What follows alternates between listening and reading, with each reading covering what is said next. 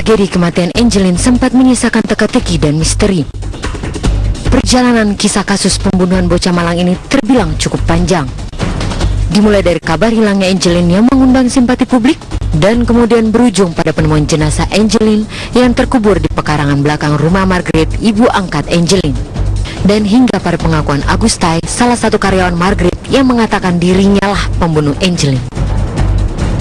Tak berhenti di situ, kecurigaan masyarakat dan warga sekitar terhadap perlakuan tidak baik yang diterima Angelin semasa hidupnya membuat warga mendesak kepolisian mengungkap kasus ini dengan sejelas-jelasnya. Petugas kepolisian beserta jajarannya terus mencari bukti-bukti terkait dugaan penyebab kematian Angelin. Pekan lalu, jajaran kepolisian daerah Denpasar menemukan fakta baru petunjuk penyebab kematian Angelin, yakni adanya bercak darah yang ditemukan di rumah Margaret Megawai yang tak lain adalah ibu angkat Angelin. Aparat juga mengaku telah mengantongi hasil uji forensik dari Laboratorium Forensik Mabes Polri. Hasil tersebut digunakan untuk melengkapi berkas perkara tersangka pembunuh Angelin. Dan fakta baru kini terkuak. Pihak kepolisian daerah Denpasar telah menetapkan satu tersangka baru dalam kasus pembunuhan Angelin. Tim TV One mengabarkan.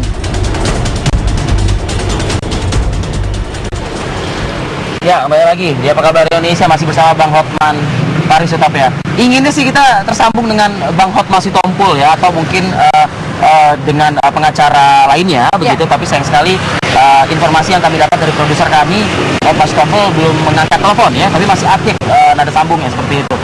Saya ingin menyapa Kabid Humas Polda Bali, ada Komisaris Besar Polisi Heri Wiyanto yang sudah bergabung bersama kita pagi ini. Pak Kabid Humas, selamat pagi. Ini kalau kita ketahui kemarin memang ada penetapan tersangka ya terhadap M begitu, setelah sebelumnya penelantaran anak. Nah, ini untuk kasus yang baru yakni pembunuhan berencana, bisa dikatakan seperti itu gitu. Ada penjelasan dari Pak Kabid Humas pagi ini? Betul. Jadi setelah melalui proses yang panjang di dalam penyelidikan maupun penyidikan yang kami lakukan, baik penyidik Polresta Denpasar maupun penyidik dari Polda Bali, berdasarkan bukti permulaan yang cukup, mulai dari kemarin kita menetapkan tersangka M sebagai tersangka dalam kasus kekerasan yang menyebabkan meninggalnya saudara Angelin. Bukti permulaan tersebut antara lain adalah keterangan saksi dari Agustai Hambamai yang menjelaskan bahwa yang melakukan penganiayaan yang menyebabkan meninggalnya saudara Angelin adalah tersangka M. Ini dikuatkan dari hasil pemeriksaan yang menggunakan lie detector. Hal lain juga yang menjadi alat bukti kami adalah hasil olah TKP yang dilakukan oleh Laboratorium Forensik maupun identifikasi Mabes Polri, baik yang dilakukan di kamar Nyonya M maupun bekas kamar tersangka lain yaitu tersangka AGS. Juga hasil dari pemeriksaan kedokteran forensik terhadap korban dari Angelin. Demikian, Mas. Pak Kabid Humas, bisa nggak Pak Kabid Humas menceritakan kronologis utuh dari temuan baru ini sejak Angelin masih diketahui berada di rumah tersebut sampai dengan sempat ada kabar menghilang begitu, Pak Kabid, terkait dengan update atau temuan terbaru kepolisian atau penyidik?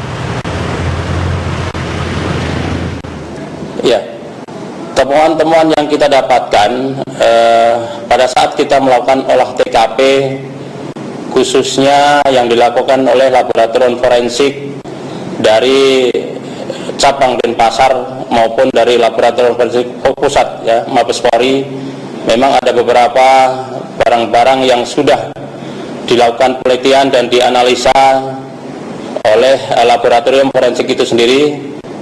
Kemudian hasil analisa itulah yang kita bisa memberikan keyakinan bahwa tersangka M adalah pelaku daripada pembunuhan ini. Ya.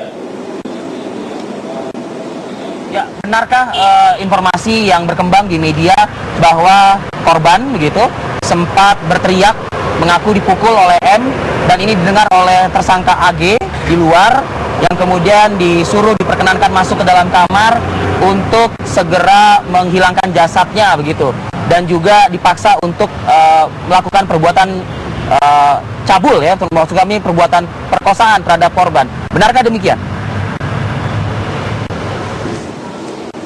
Jadi kalau saya kira kalau itu merupakan materi di dalam penyidikan kami. Jadi saya kira nanti di persidangan lah itu semua akan kita buka. Kita hanya membuat terang. Kita penyidik Polda Kepolisian Denpasar maupun dari Polda hanya membuat terang terhadap apa yang ada ya di dalam kasus pembunuhan ini. Sehingga hal-hal yang kira-kira akan menyebabkan bergulirnya kasus ini, kemudian ada hal-hal yang akan merugikan di dalam penyidikan kami, nanti akan kita sampaikan hasil daripada berkas perkara itu di persidangan nanti. Tadi Bapak mengatakan ada 3 kurang lebih ya bukti yang bisa kembali menguatkan bahwa Ibu Margaret adalah tersangka kasus pembunuhan ini. Yang pertama adalah olah TKP, forensik, dan kemudian pernyataan dari Agus. Yang membuat lama hingga 18 hari lebih ini ditetapkan sebagai tersangka, yang mana ini Pak di antara 3 faktor ini?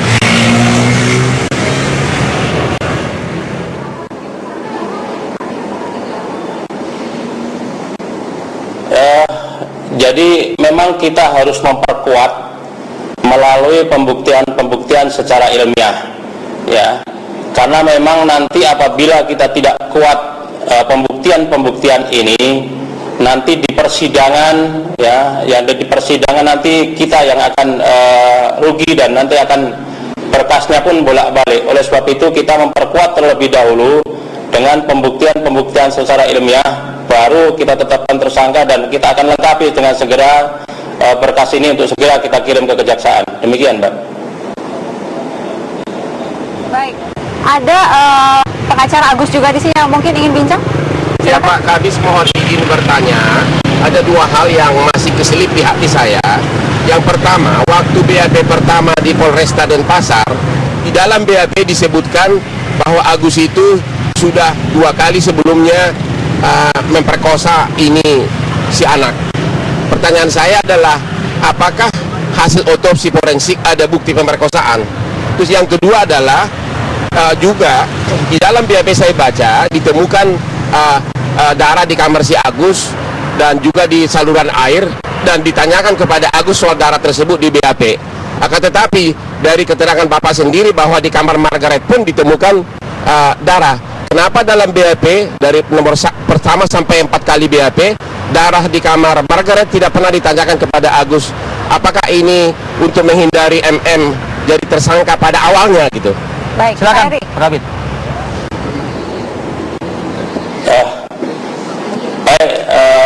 Pak Hotman, saya kira di dalam pemeriksaan yang pertama terhadap tersangka AGS itu memang ada pertanyaan-pertanyaan apa yang disampaikan oleh Bapak Usman tadi. Kemudian kita juga melakukan pemeriksaan terhadap tersangka AGS sudah beberapa kali. Ya. Jadi memang dari hasil dari laboratorium forensik yang disampaikan kepada kita, kepada penyidik, bahwa karena memang waktunya sudah lama, kemudian juga mayat sudah terjadi pembusukan, sehingga memang itu sudah tidak bisa lagi dilakukan pemeriksaan. Kemudian yang kedua, terhadap pemeriksaan di kamar Margaret maupun pemeriksaan kamar tersangka AGS, memang sudah kita lakukan 2 olah TKP tersebut. Kalau memang di dalam pertanyaan-pertanyaan terhadap tersangka AGS ini tidak menyangkut masalah hasil temuan yang ada di TKP khususnya di kamar tersangka M, saya kira nanti kita tanyakan kembali, karena memang temuan-temuan yang ada sudah kita dapatkan, dan hasil daripada laboratorium forensik juga sudah kita dapatkan, sehingga itu pun juga kurang mendukung di dalam kegiatan penyidikan, sehingga temuan-temuan yang lain bukan hanya bercak darah saja, tetapi ada temuan-temuan lain yang bisa mengarahkan bahwa AM adalah juga pelaku di dalam kasus ini. Ya. Satu lagi Pak Kabit, pengacara Dior, anak buahnya Hotma Sitompul, dalam Apa Kabar Indonesia TV One menyatakan bahwa darah di kamar Margaret tersebut adalah darah kucing. Pertanyaan saya, apakah jawaban dari Dion itu adalah restu dari penyidik juga? Karena kalau secara logika normal pun bercak darah di kamar Margaret itu ditemukan di kasur di mana-mana, sehingga tidak mungkin itu darah kucing. Dan mungkin juga lagi pula kalau nggak salah kucing tidak mens ya, sehingga darahnya nggak kemana-mana. Pertanyaan saya, pernyataan Dion orang Hotma Sitompul itu mengatakan darah kucing itu, apakah itu selaras dengan pernyataan Polres atau bagaimana? Baik Pak Kabit Humas, ditunggu jawabannya. Sangat penting untuk dijawab, diklarifikasi usai jeda pariwara berikut. Kita jeda dulu, kami akan kembali saat ini. Cuplikan Indonesia Lions Club gitu ya. Selasa. Kemarin ya, minggu lalu ya. Selasa. Besok pasti akan lebih hebat lagi pasti. Tapi begini, Heri ya. ingin menyambungkan lagi nih Bang Hotman Paris Hutapea dengan Kabid Humas Polda Bali, Kombes Heri Wiyanto. Pak Kabid, tadi ada pertanyaan dari Bang Hotman yang menyebutkan bahwa apakah penyidik mengetahui begitu pernyataan dari pengacara M yang mengatakan itu adalah darah kucing, gitu. Lalu apakah ini ada update terbaru dari pemeriksaan pertama tadi?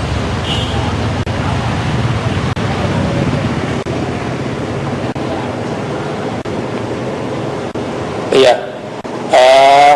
untuk temuan ya bercak darah yang ada di kamar M, berdasarkan hasil dari laboratorium forensik, kita juga di dalam laboratorium forensik bisa membedakan antara darah manusia dengan darah hewan. Kalau profil darah itu memang sudah merupakan darah hewan, memang dari laboratorium forensik juga tidak akan mengambil darah tersebut karena memang tidak ada kaitannya dengan apa yang terjadi. Oleh sebab itu temuan-temuan darah di beberapa titik ada yang memang darah hewan dan memang ada darah manusia. Oleh sebab itu kemungkinan pengacara dari Nyonya M itu mendengarkan pada saat dilakukan pemeriksaan terhadap Nyonya M sebagai saksi pada saat itu. Ya, jadi dari kami sendiri tidak pernah menyampaikan bahwa adanya darah hewan yang ada di kamar M. Demikian. Tidak pernah pernyataan itu keluar dari kepolisian, Bang. Kalau boleh tanya lagi, hasil pengecekan darah yang pertama waktu masih kasus ini di bawah Polresta Denpasar, hasilnya bagaimana Pak? Hasil labnya yang darah sebelum Inafis Mabes Polri datang. Maksud Bang Hotman ini maksudnya apakah masih dipergunakan? Enggak, hasilnya itu darah manusia dan manusia siapa? Yang pertama. Pada saat pertama datang olah TKP. Sebelum Inafis Mabes Polri datang, Polresta sudah pernah mengambil bercak darah dikirim ke Inafis Denpasar, dan itu hasilnya kemana? Itu ada hasilnya ya Mas? Itu yang kita tanya, hasilnya mana gitu loh. Baik. Kenapa Silakan. sampai Inafis Jakarta datang? Gara-gara itu nggak jelas atau apa gitu loh? Baik, Pak Heri. Ya, jadi untuk olah TKP kemudian ditemukan bercak darah di kamar M yang dilakukan oleh laboratorium forensik cabang Denpasar. Tetap hasil daripada temuan-temuan itu dikirim ke laboratorium pusat di Mabes Polri. Oleh sebab itu hasilnya pun jadi sama-sama dari hasil apa yang dilakukan oleh forensik laboratorium forensik Mabes Polri. Demikian. Baik, Pak Heri, artinya hasil itu waktu pertama dihasilkan oleh lapor Polda Bali ini tidak pernah terungkap begitu ya Pak, karena langsung dikirim ke Jakarta begitu Pak? Betul Mbak Indi. Mungkin dapat penjelasan yang kuat begitu ya Pak ya. Artinya M ini saat ini sudah dikenakan pasal 340 begitu. Ya, memang konstruksi pasal untuk tersangka M ini memang berlapis dari mulai pasal 340 KUHP, kemudian 338 dan 35 ayat 3. Itulah konstruksi hukum yang akan kita terapkan untuk tersangka Nyonya M. Itu ancaman maksimalnya, Pak? Mati.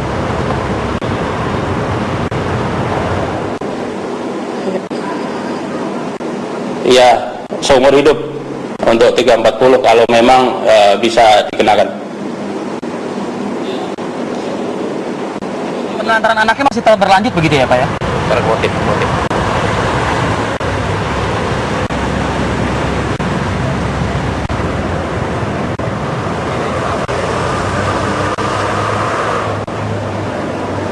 Baik Pak Heri, kami sudah tersambung dengan pengacara dari Margaret, Bang Dion Pongkor ya. Selamat pagi Bang Dion, ingin mengetahui komentar pertama dari kuasa hukum Margaret mengenai penetapan klien Anda sebagai tersangka kasus pembunuhan ini, Bang Dion. Kami tentunya menghormati proses hukum yang berlaku ya, bahwa penyidik punya kewenangan untuk menetapkan siapapun yang disangka melakukan tindak pidana. Tetapi kan nanti ujungnya di pengadilan kita akan menguji apakah kualitas bukti yang sekarang dijadikan dasar oleh penyidik untuk menetapkan klien kami sebagai tersangka itu sesuai dengan hukum. Ya, kemudian? Ya. Halo. Ya, Bang Dion.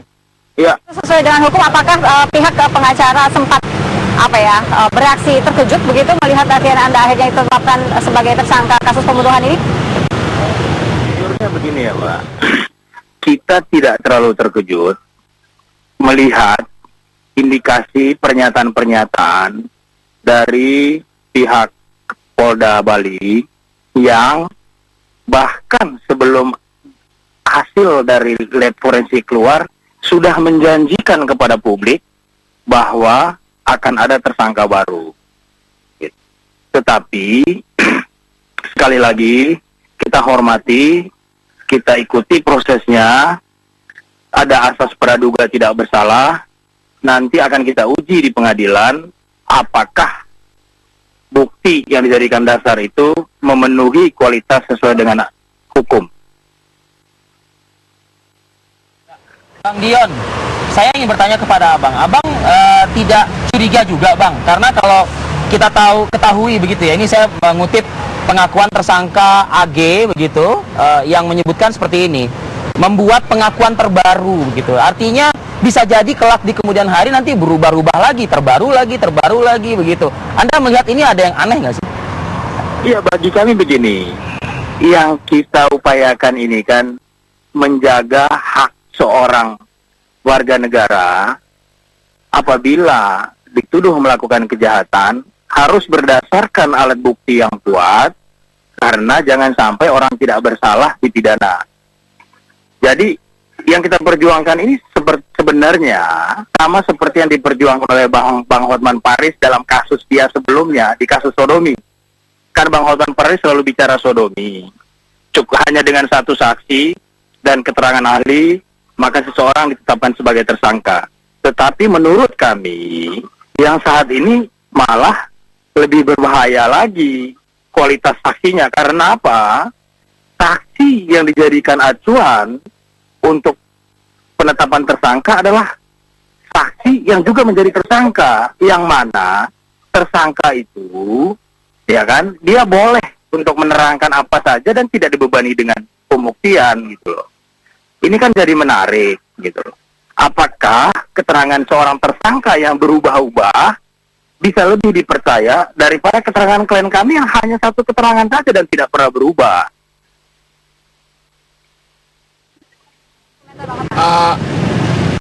Coba dijawab secara ringkas. Ketika darah ditemukan di beberapa titik di kamar Margaret, kenapa Anda mengatakan itu darah kucing? Dan yang kedua, apakah Anda juga setuju bahwa harusnya itu ditanya kepada tersangka darah siapa? Kenapa ini seolah-olah dilokalisir hanya terhadap Agus? Kalau abang tadi malam menonton pernyataan Pak Kapolda, kalau tidak salah, Pak Kapolda sudah menyatakan bahwa darah yang ada di kamar Margaret adalah darah milik MM dan tidak terkait dengan pembunuhan. Jadi, kontroversi bercak darah yang selalu abang dengung-dengungkan itu sudah tidak ada kaitannya lagi, Bang. Kita nggak usah ngomong bercak darah lagi, kita bicara yang lain aja. Kalau abang punya dasar pembuktian yang lain, silahkan sampaikan. Kalau bercak darah, sudah jelas tadi malam Kapolda menyatakan bahwa darah tidak ada kaitannya dan tidak pidana karena darah itu milik MM. Dan kalau kita melihat hasil otopsi yang selama ini sempat beredar di media, luka yang dihasilkan terhadap korban itu adalah luka dalam, bukan luka akibat senjata tajam. Tidak ada darah yang keluar, makanya kita mau menguji. Gitu. Pertanyaan saya adalah pada waktu pertama kali Anda diterangkan bahwa itu darah kucing, padahal sebagai manusia normal manapun akan yakin itu bukan darah kucing karena ada di tempat tidur, ada di mana-mana. Yang menyebut darah kucing siapa? Yang menyebut kata si Dion adalah kliennya yang bilang itu darah kucing. Pertanyaan saya, apakah dari awal seharusnya saudara Dion sudah menduga bahwa MM itu berbohong dengan menyebutkan itu darah kucing? Dijawab. Begini, klien saya tidak berbohong. Nanti kita akan lihat hasil pemeriksaan darah. Karena sampai hari ini yang disampaikan adalah darah tidak berkaitan dengan pembunuhan. Jadi abang jangan terburu-buru untuk mengatakan bahwa klien saya berbohong. Karena apa? Hasil pemeriksaan tidak berkaitan. Selain darah yang ada di DCKP itu darah MM, juga ada darah-darah lain. Nanti kita lihat bang di pengadilan. Gitu. Ini kamar atas sesungguhnya ya, banyak darah begitu ya. Enggak, Bang Hotman, Anda ingin mendapat satu jawaban yang jelas aja. Enggak, gitu. ya jawabannya yang jelas adalah Kapolda tidak dalam posisi menyatakan darah tidak berkaitan karena itu nanti di pengadilan. Pertanyaan saya just yes or no, yaitu di awal-awal Anda tidak curiga nggak Pak pengakuan MM bahwa dia berbohong dengan mengatakan itu darah kucing, padahal sekarang Kapolda sendiri sudah menyatakan itu darah manusia. Hanya itu aja, yes or no? Ini enggak. Darah kucing atau darah manusia, Anda curiga nggak?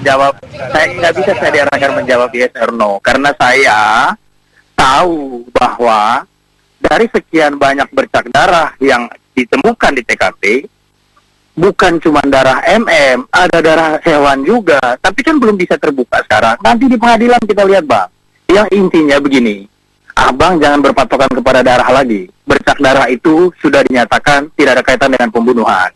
Abang silakan cari asumsi lain lah. Karena nanti kan kalau fakta kita uji di pengadilan. Bang Dion, saya tentu juga yakin Bang Dion menunggu juga jawaban dari Bang Hotman terkait dengan pertanyaan Bang Dion tadi. Pernyataan tersangka atau klien Hotman Paris Hutapea yang sering berubah-ubah. Nah, ini perlu juga kita pertanyakan juga gitu. Jangan melihat saat ini mungkin sedang menguntungkan. Nah, apakah nanti akan kontraproduktif?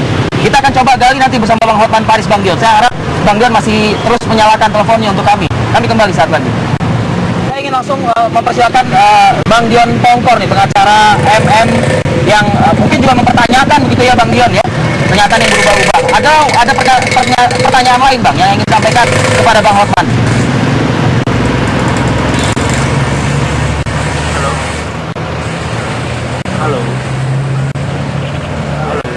Halo, silakan Bang Dion, silakan Bang Dion.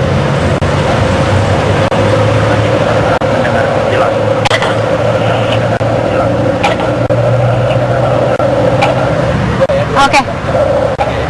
Bang Hotman dulu deh. Ya. Ini kalau misalnya pernyataan Agus berubah-ubah, siapa yang bisa percaya dong Bang? Sebenarnya Agus itu adalah hanya seorang pembantu orang miskin yang diperiksa oleh penyidik, tentu jiwanya labil. Apalagi dengan temuan Polda Bali sekarang ini, ternyata ada pelaku lain, semakin mengindikasikan bahwa memang ada oknum yang mengarahkan agar Agus ini membuat pengakuan seperti itu. buktinya terbukti kan, pengakuan si Agus yang terakhir ini ternyata benar dengan ditetapkannya tersangka lain. Secara nggak langsung yang di tingkat Polres ini ada yang mengarahkan Agus gitu maksudnya? Di penyidikan awal sepertinya ada yang mengarahkan, entah siapa, saya nggak mau menduduh, agar dilokalisir hanya terhadap Agus. Itulah motivasinya, makanya Polda langsung membawa si Agus, dipindahkan selnya ke Polda, disetrilkan di kamar khusus, dikirim pendeta, baru kemudian sesudah dia tenang berani membuat pengakuan. Dan ternyata pengakuan terbaru ini didukung oleh hasil penyidikan dari Polda terakhir ini. Ya berarti pengakuan si Agus lah yang benar, yang terakhir. Soal bahwa dia berubah-ubah, baru hanya 2 kali berubah, hanya sekali berubah. Ya, kalau nanti berubah lagi berarti? Kenapa? Dari mana jaminannya apa bahwa nanti pernyataan Agus tidak akan berubah lagi? Jaminannya kan dari alat bukti. Alat bukti lah yang akan menentukan nanti. Hasil penyidikan lah yang akan menentukan. Baik, Bang Dion sudah bergabung sama kami. Bang, apa lagi Bang yang ganjil juga Bang terkait dengan pernyataan AG ini Bang, yang Anda akan tanyakan kepada Hotman Paris Topea?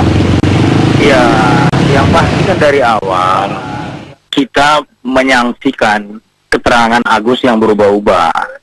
Karena itu kita berharap pada saat itu sebelum Margaret ditetapkan sebagai tersangka, harus ada alat bukti lain yang sangat kuat dan mendukung fakta-fakta yang diajukan oleh Agus.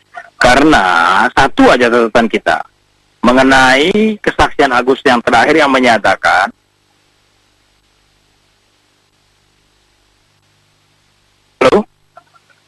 Halo? Halo Bang Dion, silakan Bang Dion. Iya, yang pada saat masuk ke kamar Margaret, dia melihat bahwa Angelin sudah berlumuran darah.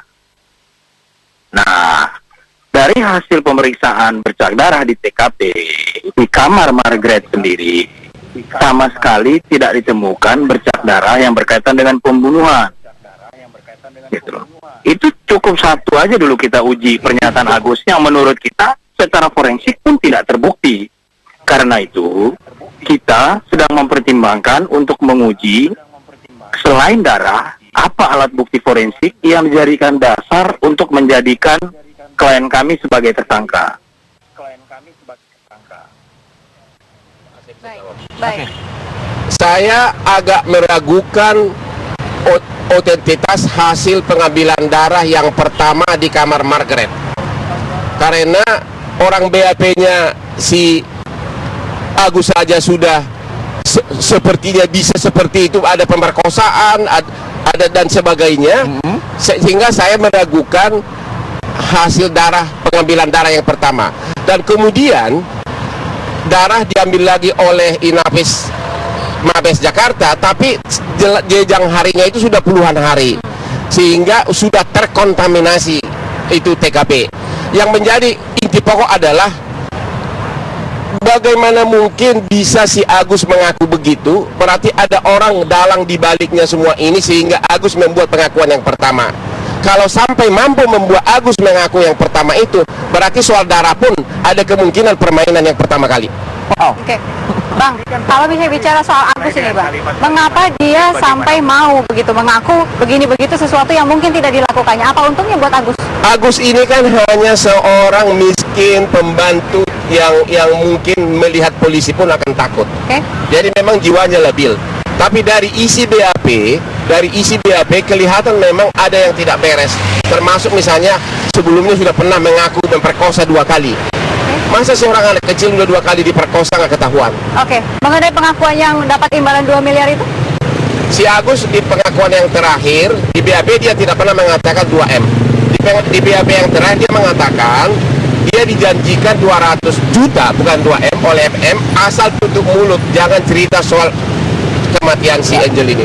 Oke. Baik, saya ingin sebelum ke Bang Dion ya untuk menanggapi, kita masih bersama dengan Kabid Humas Polda Bali, Pak Heri. Pak Kabid, saya ingin mendapatkan satu kepastian. Tadi Dion Pongkor, pengacara MM, menyaksikan gitu loh ya, menyaksikan atau mungkin menafikan alat bukti yang belum masih cukup sumir begitu untuk menetapkan MN sebagai tersangka baru dalam kasus Angelin ini begitu. Penjelasan dari Anda yang konkret, Anda sudah yakin firm ini dengan bukti-bukti 3 alat bukti yang ada yang Anda jelaskan tadi, Pak Kabid? Ya, saya kira ini memang sudah lama kita lakukan penyelidikan mengenai masalah ini. Jadi nanti dari hasil penyidikan kita yang kita lakukan, mari nanti kita uji di persidangan. Karena memang kita juga sudah menggunakan bantuan-bantuan teknis secara maksimal untuk melakukan penyidikan terhadap kasus ini. Biarlah nanti di dalam persidangan kita uji apakah yang kita lakukan di dalam penyidikan ini sudah sesuai dengan ketentuan, kemudian apakah alat-alat bukti yang sudah kita dapatkan tersebut mempunyai nilai, ya, alat bukti di dalam persidangan nanti. Saya kira itu, Mas. Terakhir mungkin Bang Hotman. Ya, pertanyaan terakhir kepada Bapak Kabid Humas adalah, menurut Aris Merdeka Sirait, luka dari Angelin itu sangat mengerikan. Pertanyaan saya adalah, kenapa sampai hari ini belum ada hasil ditemukannya bercak darah Angelin di TKP, entah korban, di rumah, ya? Korban, apakah di rumah, di kamar Margaret atau Agus atau dimanapun? Kenapa tiba-tiba Silakan, berubah Pak Kabid. menjadi darahnya Ibu MM? Silakan Pak Kabid.